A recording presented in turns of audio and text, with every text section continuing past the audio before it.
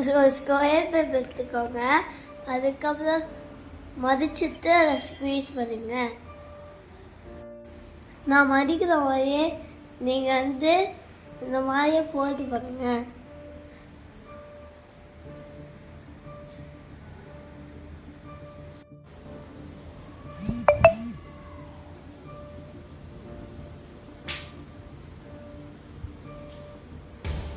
மேலே இருக்க பேப்பருக்கு அதை க்ளோஸ் பண்ணுங்க.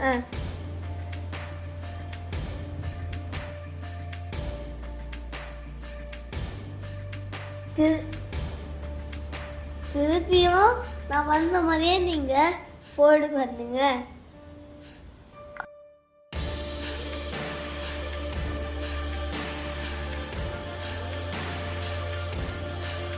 அப்புறம் க்ளூ போட்டு வச்சுருங்க.